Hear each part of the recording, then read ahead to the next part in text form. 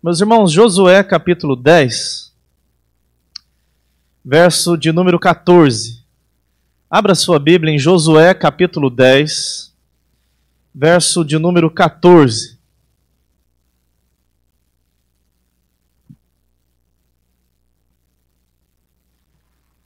Livro de Josué, fica logo após aí ao Pentateuco, sexto livro da Bíblia. Capítulo 10, verso 14. Vamos ler juntos, irmãos. Josué 10, 14. Não houve dia semelhante a este, nem antes nem depois dele, tendo o Senhor assim atendido à voz de um homem, porque o Senhor pelejava por Israel. Vamos orar mais uma vez? Senhor, te agradecemos por este ajuntamento, te agradecemos pelos nossos irmãos que acompanham também pela transmissão, te agradecemos por este momento de culto, porque o Senhor já tem nos abençoado pela palavra, pela oração, pela comunhão com os irmãos, pelos cânticos. Continue falando ao nosso coração, Senhor. Nós oramos no nome de Jesus Cristo. Amém. Meu irmão, você já matou um leão hoje? Ou uma alcateia inteira? Está com medo do leão de amanhã? Não sabe quantos leões te esperam esta semana? Talvez alguns estão aí com medo, ansiosos, passando por dificuldades financeiras, familiares, às vezes problemas conjugais, problemas com filhos, jovens enfrentando aí as tentações, as lutas, os desafios da sua idade.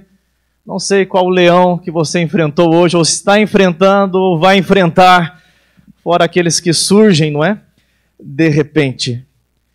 Meus irmãos, nós vamos falar hoje à luz deste capítulo 10 de Josué, sobre o tema O Deus que luta por nós. Nós vamos ver neste capítulo 10 que nós enfrentamos lutas, batalhas nesta vida, mas temos um Deus que peleja por nós. Nós vamos ver em 3 pontos.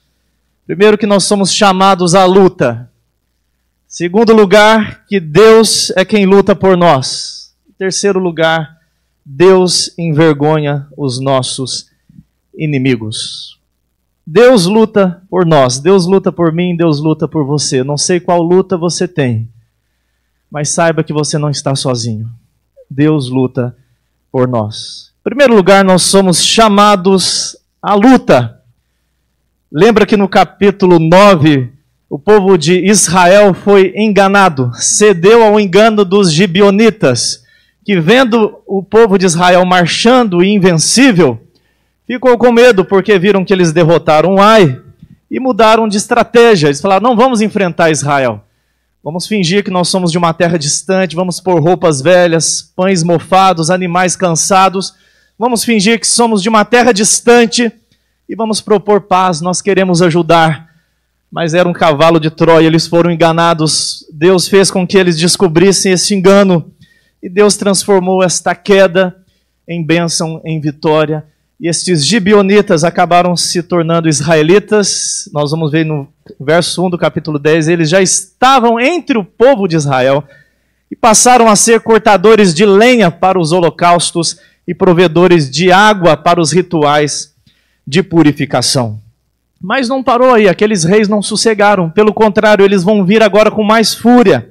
Estes 5 reis que ainda habitavam a terra da promessa, a terra de Canaã. Capítulo 10, verso 1, acompanhe comigo.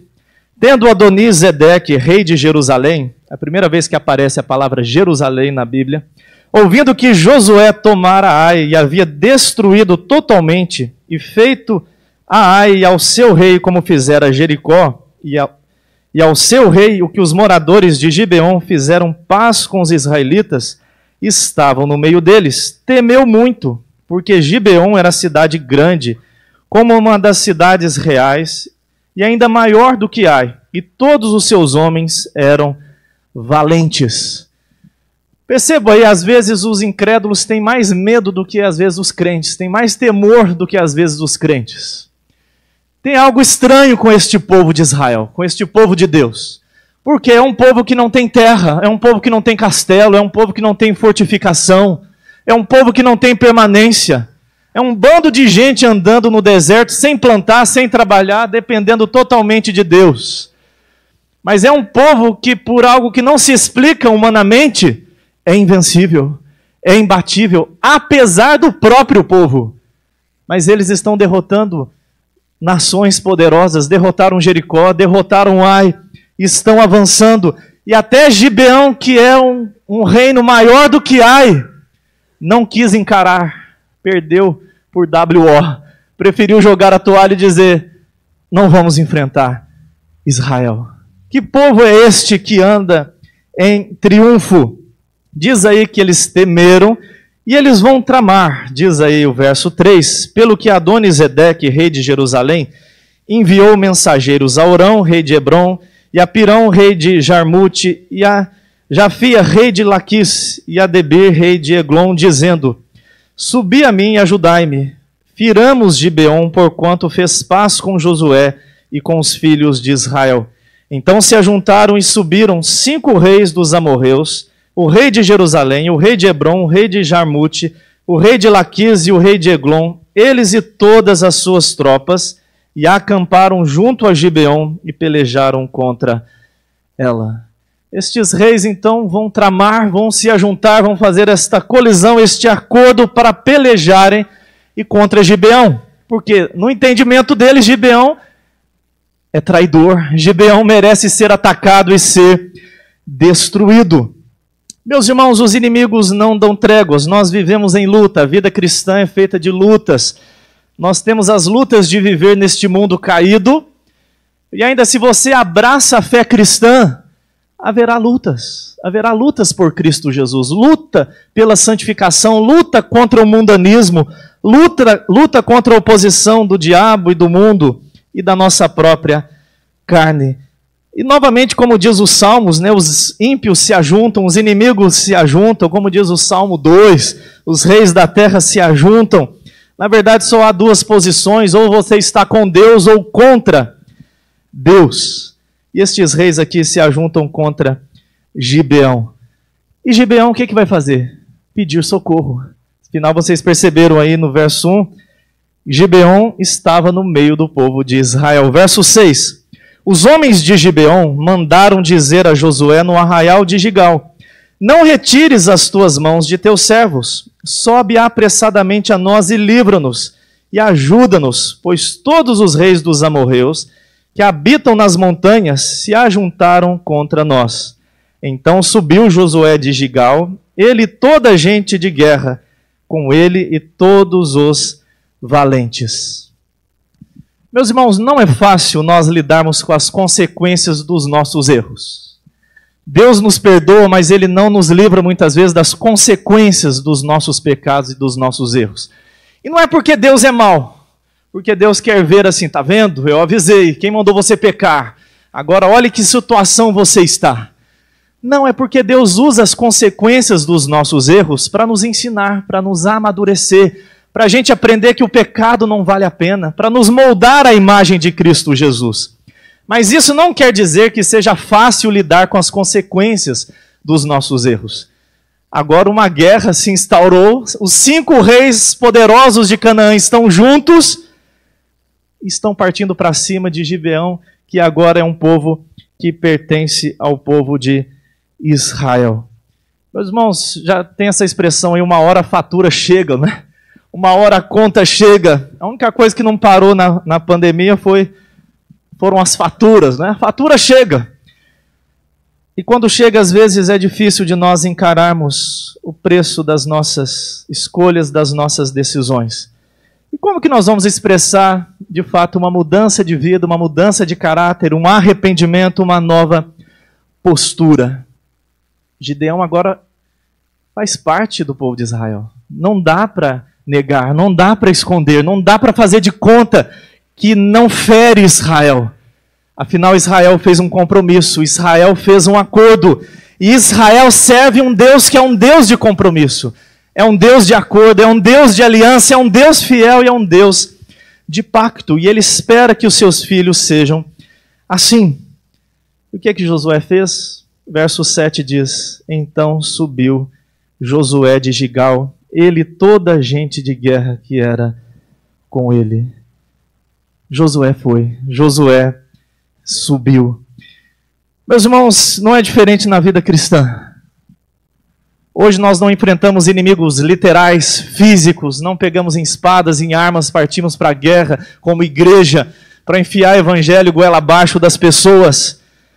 Mas nós temos uma batalha contra o mundo, a carne e o diabo. Judas 3, o versículo 3 vai dizer que nós devemos estar juntos, lutando pela fé, que uma vez por todas foi entregue aos santos. É um convite à luta, um convite à peleja, ou melhor, uma convocação. Efésios 6, 12 vai dizer que a nossa luta não é contra carne ou sangue, mas contra principados e potestades nos lugares espirituais. E nós precisamos estar cientes disso, meu irmão. Você está em luta, você está em guerra. Canaã ainda não foi tomada plenamente, nós não estamos no novo céu e na nova terra. C.S. Lewis já dizia, se você quer uma religião confortável, eu não te recomendo o cristianismo. O cristianismo envolve lutas, lutas contra o seu próprio coração, lutas contra as ideologias e filosofias humanas, lutas contra o pecado, luta pela santificação, luta pelas verdades do Evangelho, é o que Judas diz, juntos, unidos, lutando pela fé evangélica. E aqui a gente vê Josué indo ao socorro de Gibeão. São os irmãos mais novos, são os neófitos. Josué e os israelitas, teoricamente, são os maduros, os experientes. Se bem que muitas vezes eles se comportam como crianças birrentas e mal educadas. Gibeão são os neófitos. Eles precisam de socorro, precisam de ajuda. E na igreja também é assim, meus irmãos. Nós precisamos entender que você não luta por você não luta por uma causa pessoal. A queda de um irmão é a queda de todos nós. Eu sei que a mentalidade do Ocidente faz você pensar que é você por você mesmo. É individualista, egoísta. Mas a mente do Oriente, a mente judaica, bíblica, diz que a humanidade é um organismo. Nós estamos unidos uns aos outros. E muito mais na igreja de Cristo. Nós somos um corpo, membros uns dos outros, membros do corpo de Cristo. Eu acho lindo quando Paulo, em Filemão, versículo 2, não tem capítulo, né? Chama Áfia e Arquipo de companheiros de lutas. Nós precisamos de companheiros de lutas na vida espiritual. Jovem, você não pode se fechar no seu mundinho. Você precisa de outros jovens que temam a Deus. E em Filipenses 2, 25, Paulo vai chamar Epafrodito companheiro de lutas. Nós precisamos lutar juntos. Meus irmãos, nós somos chamados à luta. É a primeira verdade que esse texto aqui nos mostra. Estes reis se levantaram, estes reis estão conspirando, vão partir para cima de Gibeão.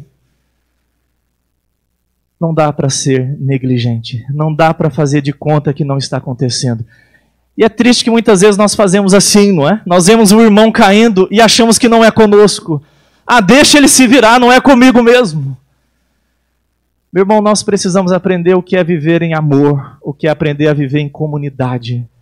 Se ataca um, ataca todos. Lembra desse jargão aí? Mexeu com um, mexeu com todos.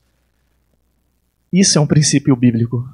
Mexeu com Gideão, a luta é nossa. Deus nos chama para a luta. Se você não está disposto a lutar, meu irmão, ore a Deus que mude o seu coração. Ou abandone o cristianismo de uma vez por todas e vai fazer outra coisa na sua vida. Mas paremos de fingir que somos crentes. Paremos de fingir que somos partes do corpo de Cristo. Paremos de brincar de ser cristão. Vistamos a camisa de Jesus Cristo. Mas em segundo lugar, meus irmãos, Josué partiu, Josué subiu com seu exército. E a segunda verdade que eu vejo nesse texto é que Deus luta por nós. Josué não vai sozinho, nunca foi assim. A única vez que ele quis ir sozinho deu mal.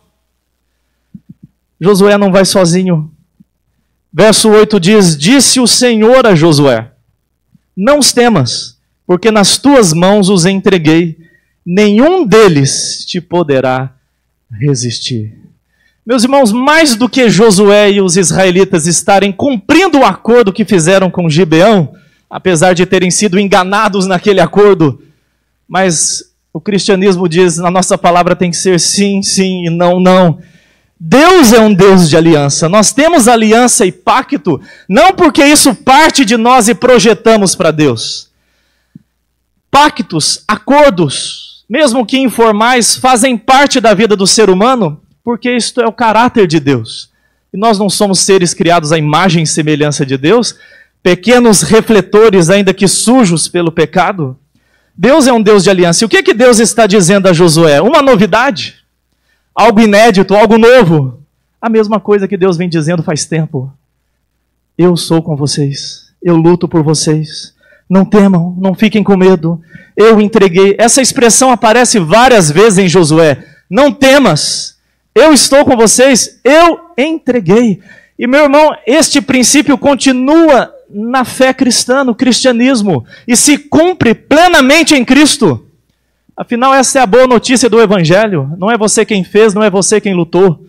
Cristo é quem lutou na cruz por nós e reparte os seus despojos. Deus luta por nós. E como que Deus faz isso? Olha que interessante. Verso 9 diz, Josué lhe sobreveio de repente, porque toda noite veio subindo desde Gigal. Olha que Deus agir não exclui a nossa ação. Não somos robôs, não somos marionetes. Deus efetua em nós o querer e o realizar. Por isso desenvolvei a vossa salvação. E é lindo observar aqui, meus irmãos, porque você acha que Deus precisa de Josué e um exército de israelitas peregrinos no deserto, desobedientes muitas vezes, incrédulos, para derrotar 5 reis? Com um sopro, esses reis caem. Mas olha que Deus nos dá a graça e o privilégio de participar da sua obra. Desde as mínimas coisas que nós fazemos até os grandes feitos, Deus usa da instrumentalidade humana. Ganha ou não ganha um caráter diferente aquilo que você faz? Cantar no louvor ganha um caráter diferente. Deus, Salmo 8 diz que Deus suscita louvor até da boca de pequeninos. Uma visita que você faz a alguém enfermo, uma oração, uma ligação. Deus usa da instrumentalidade humana. Deus poderia muito bem consolar alguém que está em luto agora sem você. Mas olha que Ele te dá a graça de participar daquilo que Ele está fazendo na história através de você. Deus nos usa como instrumento na luta. Mas verso 10 diz que o Senhor os conturbou diante de Israel e os feriu com grande matança em Gibeon e os foi perseguindo pelo caminho que sobe a Bet-Horon e os derrotou até Azeca e Maqueda. Sucedeu que, fugindo eles de diante de Israel, a descida de Bet-Horon, fez o Senhor cair do céu sobre eles grandes pedras até Azeca e morreram. Mais foram os que morreram pela chuva de pedra do que os mortos à espada pelos filhos de Israel.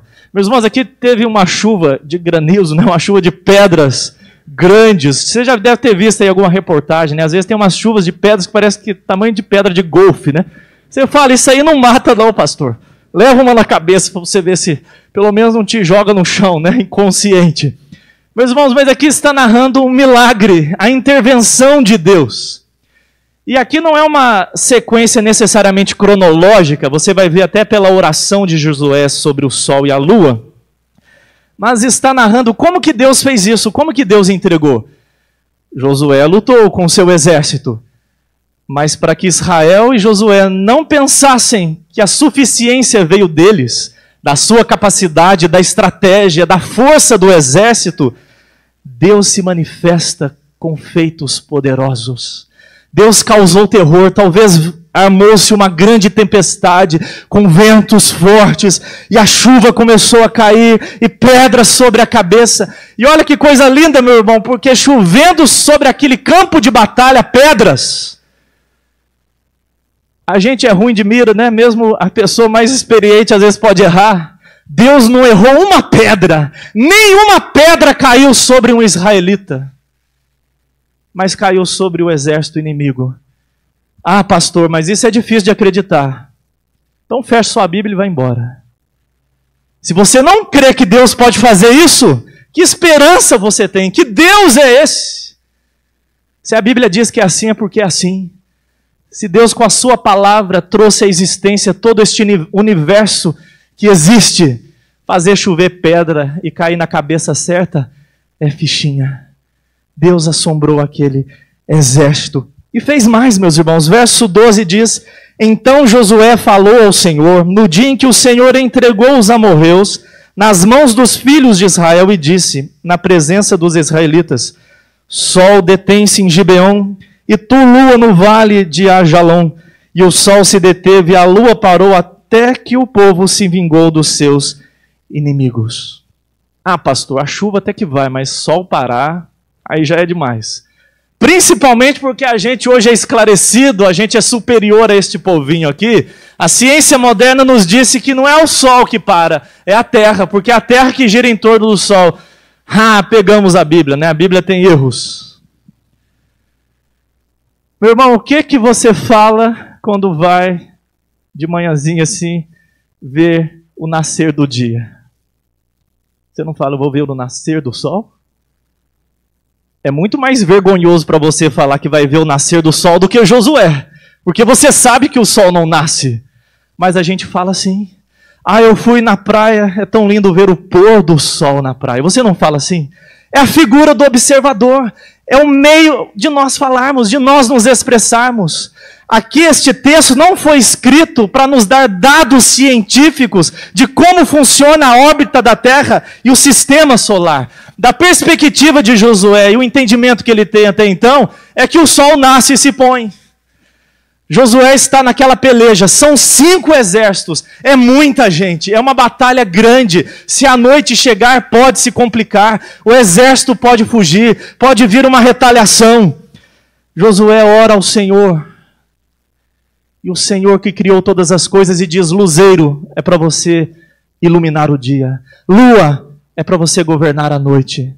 Se este mesmo Deus não tem poder de fazer o sistema solar parar ou todo o universo, não vale a pena crer nesse Deus. Creia em qualquer outra coisa. Ah, pastor, então foi por isso que a NASA descobriu que está faltando um dia? Também não vai por aí, meu irmão. Não é por aí, não. Não tente forçar a Bíblia, a ciência, a Bíblia, arrumar confusões desse tipo. Meu irmão, aqui é um registro teológico de uma ação de Deus. Não é um registro científico. Deus está revelando o seu poder e a sua soberania. E se Deus não é suficiente para parar um sol e não ter mais nenhuma consequência sobre o universo e a vida, isso é possível porque estamos falando do Deus das Escrituras. E diz aí o verso 13, né? Isso não está escrito no livro dos justos, esse livro não tem mais, não é? O sol se pôs, se deteve no meio do céu e não se apressou a pôr-se quase um dia inteiro. Não houve dia semelhante a este, nem antes nem depois dele, tendo o Senhor assim atendido a voz do homem. Por quê? Porque o Senhor pelejava por Israel. É lindo este versículo, meus irmãos, é um versículo maravilhoso. Ninguém viu um dia como este antes. Eles viram o rio parar nas beiras de Jericó, viu Deus destruir as muralhas de Jericó, mas ver o sol parar, ou a terra, não é? Parar é algo que ninguém havia visto. Deus atendeu a voz de um homem, Deus atendeu a voz de um pecador. Isso é lindo, meus irmãos. Por isso que o salmista diz: bendito seja Deus que não me recusa a oração. Deus nos ouve e isto é maravilhoso. E por que Ele nos ouve? É porque nós somos essenciais. É porque nós somos merecedores. Verso 14 termina dizendo: porque quem estava lutando era quem? O Senhor. A batalha é só de Josué? Não. A batalha é só dos israelitas? Não. A batalha, em primeiro lugar, é de quem? De Deus. É o seu nome que está em jogo. Meus irmãos, você anda com medo? Você anda ansioso? Eu sei que a gente tem que ter os cuidados com os vírus, não é? Mas se um Deus que faz o sol parar, ou a terra, não é? Não pode ter domínio sobre uma pandemia, que Deus é esse? Se Ele não pode nos guardar, quer na vida ou na morte, que Deus é esse? Se Deus parou o sol, falando uma linguagem humana, né? Se Deus parou o sol para este povinho israelita, ó vermezinho de Jacó, quem é o homem para que dele te lembres e o filho do homem para que o visites? Se o soberano do universo parou todo esse sistema por amor ao seu povo, Ele se importa com você. Ele se importa com a sua luta. Ele se importa com a sua dor. E Ele é quem luta por você. 2 Coríntios 10, 3-4. 2 Coríntios, capítulo 10.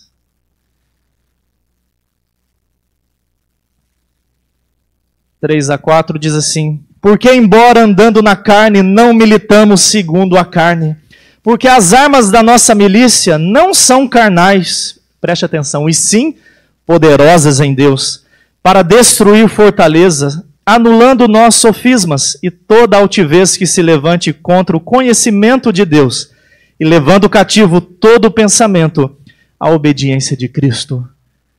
As nossas armas são poderosas em Deus. Atos, capítulo 4, último texto nesse segundo ponto, para irmos para o terceiro e conclusão. Em Atos 4 acontece algo semelhante. Os apóstolos foram presos, depois soltos. Os homens estão se ajuntando contra os cristãos, muito parecido com o que os reis estão fazendo aqui contra Josué e os israelitas. Atos 4, 23 diz: uma vez soltos, procuraram os irmãos e lhe contaram quantas coisas lhes haviam dito os principais sacerdotes e os anciãos. Ouvindo isto, unânimes levantaram a voz a Deus e disseram: Tu, soberano Senhor, que fizeste o céu, a terra, o mar e tudo o que neles há, que disseste por intermédio do Espírito Santo por boca de Davi, nosso pai, teu servo, por que se enfurecem os gentios e os povos imaginam coisas vãs?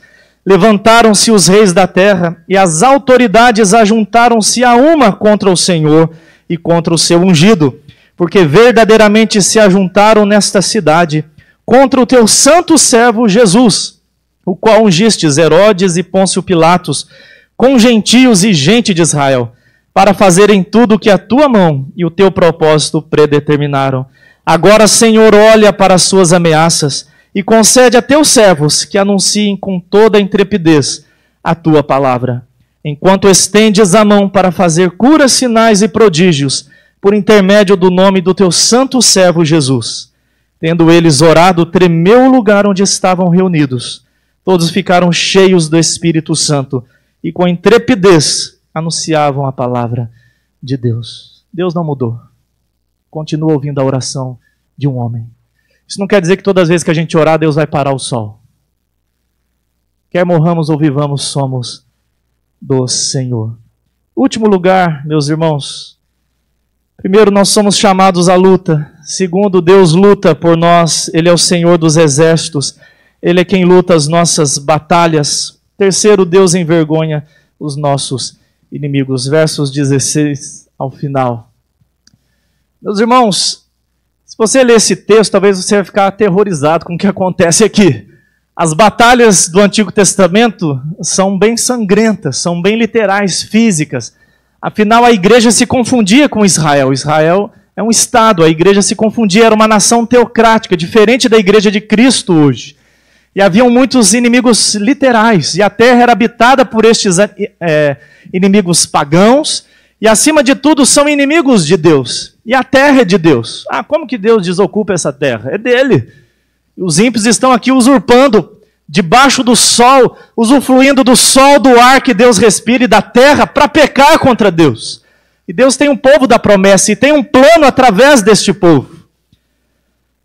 Deus envergonha os nossos inimigos. O verso 16 diz que os reis fugiram. A liderança abandonou o povo, abandonou o barco.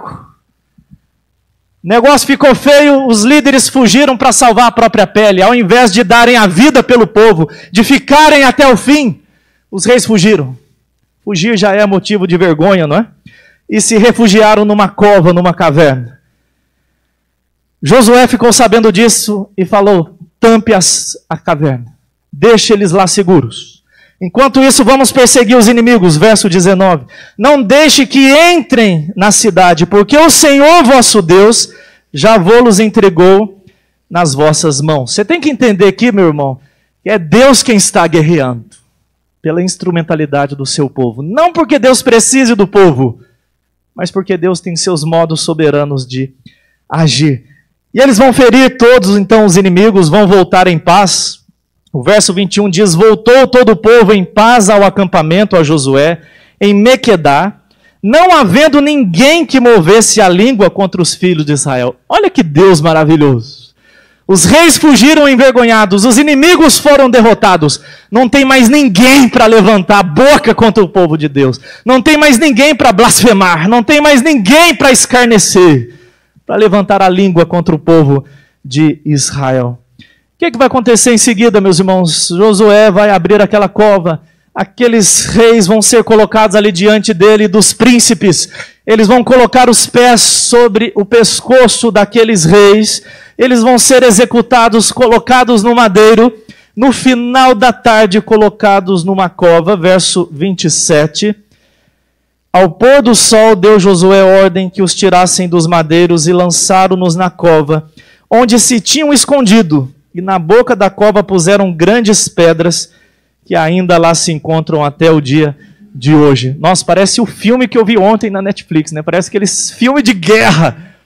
É a vida real debaixo do sol, meu irmão. É a vida como ela é, nua e crua, debaixo deste sol, deste mundo caído. Mas, meus irmãos, para onde isso aponta? Josué, isso não para aqui. O que Josué está tipificando? Ele é a sombra de quem caminhando no Antigo Testamento e vindo em direção a nós? É de Jesus Cristo. Essas batalhas físicas apontam para batalhas espirituais. Afinal, Jesus é ou não é o grande general de guerras, o Senhor dos exércitos? A Bíblia diz que ele esmagou a cabeça da serpente. A Bíblia diz que ele derrotou os seus inimigos. Colossenses 2 diz que ele expôs os inimigos ao vexame, despojando, desarmando eles na cruz e rasgando o escrito de dívida que era contra nós. E Paulo vai dizer aos coríntios: convém que ele reine até que coloque todos os inimigos debaixo dos seus pés. Isso aqui é uma sombra do verdadeiro guerreiro e da verdadeira vitória de Cristo Jesus, quando ele derrotou o inferno, a morte, o pecado, quando ele se deu por nós. Para a gente encerrar, meus irmãos, não sei qual é a luta que você está tendo, não sei quais são as dificuldades, mas saia daqui hoje mais convicto de que Deus é quem luta por nós, de que a batalha não é nossa, ela é do Senhor. Nós somos povo de Deus e você é chamado à luta. É chamado à luta na certeza da vitória, de que Deus é quem luta por nós. É chamado à luta na certeza de que os nossos inimigos, por mais grandiosos que sejam, serão derrotados. Por mais que o mundo pareça que vai engolir a igreja, em Cristo nós somos mais do que vencedores. Graças a Deus que nos dá a vitória por meio de Jesus Cristo. Você olha aí e vê que o sol se deteve pela oração de um homem, pela oração de Josué, mas Jesus Cristo venceu quando o sol se escureceu. E ele estava ali na cruz sozinho, e o dia se fez noite. E ele foi sozinho na cruz por mim e por você, levando a sua igreja, suportando toda a ira de Deus. Por quê? Porque o Senhor pelejava por nós há 2000 anos atrás. Estes reis se envergonham do seu povo, abandonam o seu povo e fogem de medo. Sabe o que o seu rei fez por você, meu irmão? Quando ele estava próximo de entregar a sua vida, a palavra de Deus diz que era clara a expressão dele de ir à cruz. Ele não abandonou o seu povo, pelo contrário, ele deu a vida pelo seu povo, porque o bom pastor dá a vida pelas ovelhas. Estes reis foram colocados no madeiro, o teu rei também, mas não reis pagãos. O santo sem pecado foi pendurado numa cruz, de maneira substitutiva, no meu e no seu lugar, porque nós é quem merecemos a morte. O salário do pecado, a morte, quem pecou foi eu e foi você. Estes reis permaneceram num túmulo com pedras até os dias de hoje. O teu rei ressuscitou. Estas pedras foram movidas e ele está vivo e ele voltará para buscar a sua igreja. E Apocalipse diz que ele saiu vencendo para vencer. E Apocalipse diz que nele a igreja é mais do que vencedora. Deus luta por nós. Enfrente essa semana sabendo disso. Deus luta por nós. Coloque-se em pé, vamos orar. Vamos agradecer a Deus e pedir a graça dele essa semana sobre nós. Senhor, te agradecemos pela tua palavra. Te agradecemos porque em meio às nossas lutas, podemos ver, ó Deus, que o Senhor continua o mesmo em Cristo Jesus. Nos chamando, ó Deus, para lutar, para termos coragem, ânimo, não temermos o que nos espera hoje, nesta semana e na vida. Te louvamos porque o Senhor é quem luta por nós. O Senhor faz maravilhas, opera milagres, resolve situações que não tem mais jeito.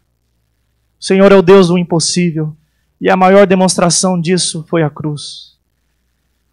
Ó Deus, e te louvamos porque por mais que os inimigos escarneçam da igreja, por mais que eles pareçam fortes, eles já estão derrotados em Cristo Jesus e envergonhados. E naquele dia, quando o Senhor voltar, isso ficará claro. E nós estaremos com o Senhor para sempre, porque o Senhor é o Rei que deu a vida por nós e está vivo e voltará. Que a graça do nosso Senhor e Salvador Jesus Cristo, o amor de Deus, o nosso eterno Pai, e a comunhão e a consolação do Espírito Santo repousem sobre todos vós e sobre toda a igreja de Cristo, hoje e para sempre. Amém.